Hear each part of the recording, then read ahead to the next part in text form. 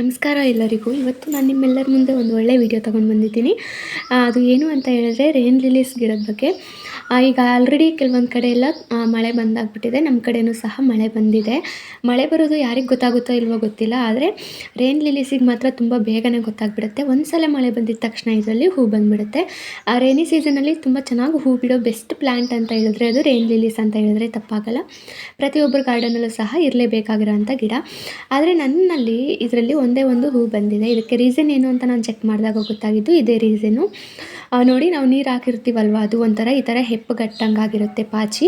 ಅದನ್ನು ಆಗಾಗ ತಗೋಬೇಕಿತ್ತು, ಆದರೆ ನಾನು ತಗೊಂಡಿರಲಿಲ್ಲ. ಯಾಕಂದರೆ ನನ್ನ ಮಗನ ಹತ್ರ ನನಗೆ ಟೈಮ್ ಸರಿ ಹೋಗ್ಬಿಡುತ್ತೆ. ಹೀಗಾಗಿ ಅದನ್ನೆಲ್ಲ ನಾನು ಈ ಥರ ಕೈಯಿಂದನೇ ಕ್ಲೀನಾಗಿ ತಗೊಳ್ತಾ ಇದ್ದೀನಿ.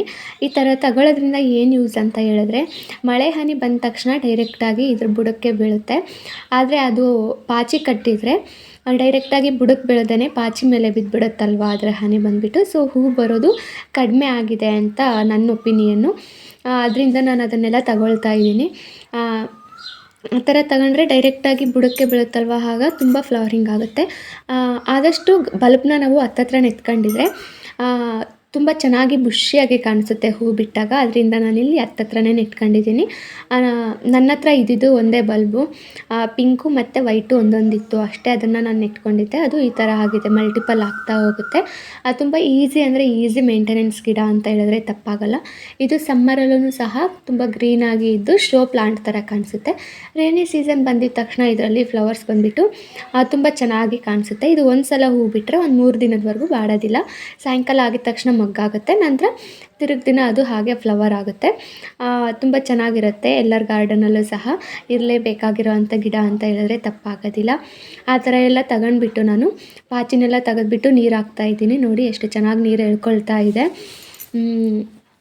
ಈ ಥರ ನೀರು ಹಾಕಿದ ನಂತರ ಬಿಸಿಲಿಗೆ ಎಲೆ ಎಲ್ಲ ಒಂಥರ ತುದಿಯಲ್ಲಿ ಎಲ್ಲೋ ಆಗಿಬಿಟ್ಟಿರುತ್ತಲ್ವ, ಅದನ್ನೆಲ್ಲ ನಾನು ಈ ಥರ ಕಟ್ ಮಾಡ್ಕೊಳ್ತಾ ಇದ್ದೀನಿ. ಈ ಥರ ಕಟ್ ಮಾಡ್ಕೊಳ್ಳೋದ್ರಿಂದ ಏನು ಯೂಸ್ ಅಂತ ಹೇಳಿದ್ರೆ ತುಂಬ ಚೆನ್ನಾಗಿ ಗ್ರೋತ್ ಆಗುತ್ತೆ. ಹಾಗೆಯೇ ಡೈರೆಕ್ಟಾಗಿ ಮಳೆ ಹನಿ ಬುಡಕ್ಕೆ ಬೀಳೋದಕ್ಕೂ ಸಹ ಹೆಲ್ಪ್ ಆಗುತ್ತೆ. ಹಾಗಾಗಿ ನಾನು ಈ ಥರ ಎಲ್ಲ ಕ್ಲೀನಾಗಿ ಒಂದೊಂದಾಗಿಯೇ ಕಟ್ ಮಾಡ್ಕೊಳ್ತಾ ಇದ್ದೀನಿ, ಎಲ್ಲೋ ಆಗಿರೋದನ್ನೆಲ್ಲ. ಕಟ್ ಮಾಡ್ಕೊಂಡ ನಂತರ ಇದು ಫರ್ಟಿಲೈಸರ್ ಅಂತಂತ ಹೇಳಿದ್ರೆ ನಾನೇನು ಏನು ಫರ್ಟಿಲೈಸರ್ ಹಾಕಿಲ್ಲ. ಯಾವಾಗಾದರೂ ಈ ಥರ ಬನಾನಾ ತಿಂದಾದ್ಮೇಲೆ ಬನಾನಾ ಪೀಲ್ ಹಾಕ್ತಾ ಇರ್ತೀನಿ. ಇಲ್ಲ ಅಂತ ಹೇಳಿದ್ರೆ ಯಾವಾಗಾದರೂ ಹಸುವಿನ ಸಗಣಿನ ಹಾಕ್ತೀನಿ ಅಷ್ಟೇ. ಅದು ಬಿಟ್ಟರೆ ನಾನೇನು ಯಾವುದು ಫರ್ಟಿಲೈಸರ್ ಹಾಕಿಲ್ಲ. ಆರ್ಗ್ಯಾನಿಕ್ಕಾಗಿ ಏನಾದರೂ ಇದ್ದರೆ ನೀವು ಹಾಕ್ಕೋಬೋದು, ಏನೂ ಪ್ರಾಬ್ಲಮ್ ಇಲ್ಲ. ಹಾಕದೇ ಇದ್ರೂ ನಡೆಯುತ್ತೆ. ಈಸಿ ಮೇಂಟೆನೆನ್ಸ್ ಗಿಡ ಅಂತ ಹೇಳಿದೆ ಅಲ್ವಾ, ಅದಕ್ಕೋಸ್ಕರ. ನನ್ನ ಹತ್ರ ಇರೋದು 2 ಟೈಪ್ಸ್ ಇದೆ.